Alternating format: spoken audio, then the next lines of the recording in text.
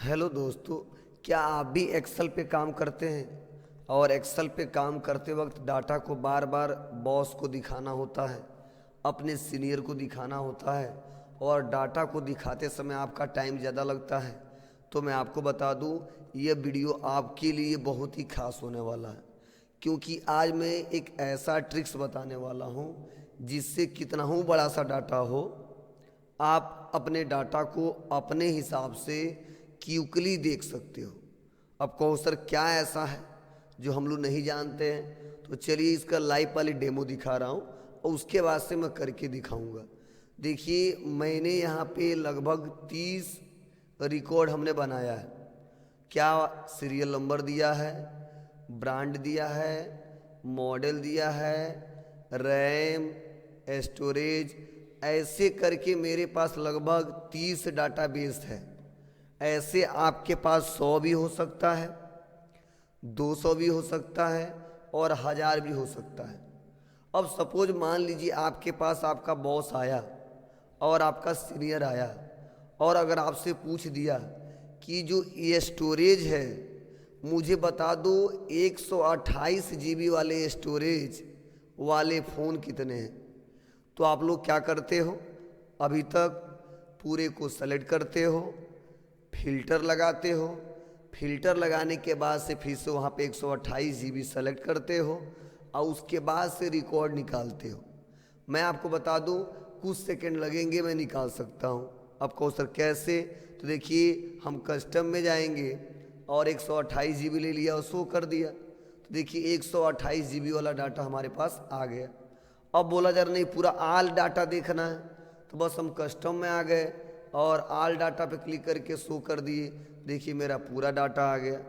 अब मैं चाहता हूँ कि वो सैमसंग फ़ोन वाला ही रिकॉर्ड मुझे देखना है, तो हम कस्टम में आ गए, सैमसंग पे क्लिक कर दिए, शो कर दीजिए, सैमसंग वाला रिकॉर्ड आ गया। तो क्या आप भी चाहते हैं कि ऐसे प्रोफेशनल तरीके से डाटा को दिखाएं? तो इस वीडियो को लास्ट तक देखिएगा और बहुत कुछ सीखने को मिलेगा।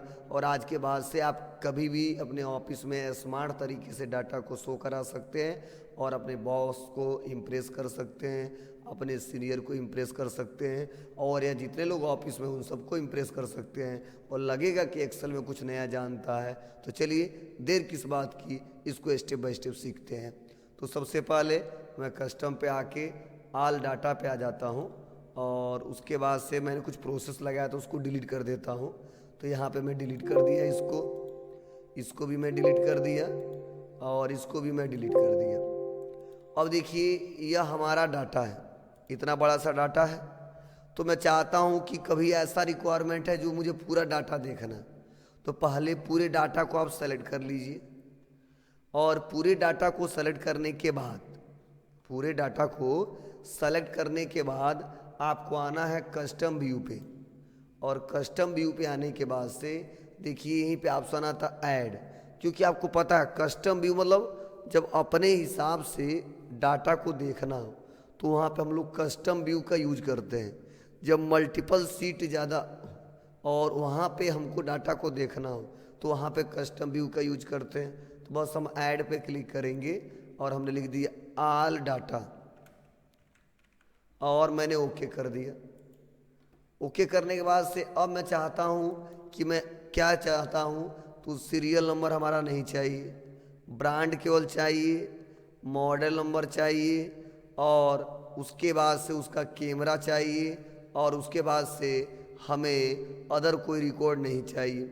तो आप बताइए, हम लोग धीरे धीरे इसको हाइड करेंगे तब डाटा को हम बताएंगे, क्योंकि दूसरा कोई तरीका तो है नहीं। तो पहले क्या करो, एक बार थोड़ा सा मेहनत कर लो, सीरियल नंबर को सेलेक्ट करो, कंट्रोल प्रेस कर दो, उसके बाद से आप मॉडल पे क्लिक कर दो, रैम पे, स्टोरेज पे, प्रोसेसर पे। मान लो बैटरी दिखाना है तो बैटरी रहने दो, कैमरा दिखाना रहने दो, प्राइस नहीं दिखाना इसको हटा दो। अब जस्ट देखिए मैंने यह पूरा कॉलम सेलेक्ट कर लिया और यहीं पे आपको पता ही है कि आपको हाइड करना है तो आप हाइड कर सकते हैं। क्या करेंगे, तो इसी पर राइट क्लिक करिए और देखिए यहीं पे ऑप्शन दिया हाइड का, और हाइड करते ही देखिए हमारा क्या हो गया, वो सारे कॉलम हाइड हो गए। अब देखिए हमारा यही रिकॉर्ड बचा हुआ है। अगर फिर से अगर मुझे पूरा रिकॉर्ड देखना हो तो फिर से उनको अनहाइड करना पड़ता है, लेकिन कोई दिक्कत नहीं। अब इस पूरे डाटा को आप सेलेक्ट कर लीजिए और पूरे डाटा को सेलेक्ट करने के बाद से सीधा कस्टम व्यू पे आइए और क्या करिए, ऐड पे क्लिक कर दीजिए। और ऐड पे क्लिक करने के बाद से अब हम क्या नाम दे दें इसका जी, तो हमने बोल दिया ब्रांड वाइज रिपोर्ट, तो मैंने लिख दिया ब्रांड वाइज रिपोर्ट और मैंने ओके कर दिया। अब ओके करने के बाद से फिर से मैं चाहता हूँ कि मुझे केवल अब क्या चाहिए, मुझे केवल सैमसंग वाला ही रिपोर्ट चाहिए, या जो बैटरी दिया है या जो कैमरा दिया है वो जो 50 मेगापिक्सल का है वही मुझे देखना है, ठीक है। या जो मेरे पास क्वांटिटी अवेलेबल है वो हमको नहीं देखना है, जो अवेलेबल नहीं है वो हमको देखना है क्योंकि हमें मंगाना है। तो इसके लिए क्या करना पड़ेगा, सबसे पहले पूरे डाटा को सेलेक्ट कर लेंगे। सेलेक्ट करने के बाद से क्या करेंगे, Ctrl+Shift+L दबा के फिल्टर लगा देंगे। आपको पता ही है कि क्या करना पड़ेगा, Ctrl+Shift+L करके आपको फिर से फिल्टर लगा देना होगा। तो चलिए, मेरे में नहीं लग रहा है, रीज़न क्या है, क्योंकि मैं रिकॉर्डिंग कर रहा हूँ, आपको मैं कई बार पढ़ा चुका हूँ। तो फिल्टर पे आ जाएंगे, आप लगा के देखिएगा, कन्फर्म में हो जाएगा। और अवेलेबल में आ जाता हूँ और सेलेक्ट ऑल को हटा के मैं नो कर देता हूँ। जो मेरे पास फ़ोन अवेलेबल नहीं है मैं वही डाटा देखना चाहता हूँ, ओके कर दिया। देखिए इतने रिकॉर्ड आ गए, Vivo, Infinix, one plus, Samsung, one plus, और सारा रिकॉर्ड आ गया। अब क्या करेंगे, सीधा हम आ जाएंगे कहाँ पे, व्यू में, कस्टम व्यू में, और ऐड कर दिए नो आइटम और ओके कर देंगे।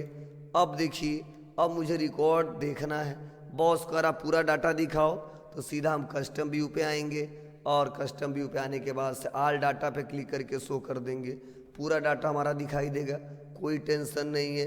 अगर मान लीजिए वो करा नहीं, वह डाटा दिखाओ जो इस करेंट टाइम में अवेलेबल नहीं है, करेंट टाइम में अवेलेबल नहीं है, मुझे मंगवाना है, उसका रिपोर्ट हमको चाहिए, तो सीधा कस्टम पे आते हैं और नो आइटम और शो कर देते हैं। इतने आइटम नहीं है, तुरंत दिखा देंगे रिकॉर्ड। उसके बाद उसने पूछा नहीं, वह डाटा दिखाइए जो ब्रांड के हिसाब से हो, तो सीधा हम ब्रांड वाइज रिपोर्ट पे क्लिक कर देंगे और शो कर देंगे। देखिए ब्रांड वाइज आ गया। मीन्स मतलब यह है, कस्टम व्यू का यूज करके आप अपने डाटा को क्विकली देख सकते हो। जितने हिस्से को आप सेलेक्ट कर दोगे, जितना हिस्सा आप दिखाना चाहते हो उतना हिस्सा दिखाया जा सकता है, और ऐसे स्मार्ट तरीके से आप वर्क करके डाटा को शो कर सकते हो और हाइड कर सकते हो। अगर यह पता था तो बहुत ही अच्छा, अगर यह ऐसा ट्रिक्स नहीं पता था तो अगर वीडियो को देख रहे हैं, अगर वीडियो से कुछ सीखने को मिला, तो अगर चैनल पे आप नए हैं तो चैनल को सब्सक्राइब कर लें और लाइक, कमेंट, शेयर करना ना भूलें। क्योंकि देखिए किसी भी वीडियो को बनाने में बहुत ज़्यादा मेहनत लगता है, और आपका थोड़ा सा स्टार्टिंग में अगर सपोर्ट रहेगा, ठीक है, तो मैं कोशिश करूंगा इससे बेहतर वीडियो लेके आऊँ, कुछ ना कुछ नया हम आपको हमेशा सिखाऊं, जिससे आप कहीं भी कोई काम करें तो आपको कोई दिक्कत ना हो, दूसरा कोई वीडियो देखने की रिक्वायरमेंट ना हो। तो चलिए आज के लिए बस इतना ही। Thank you.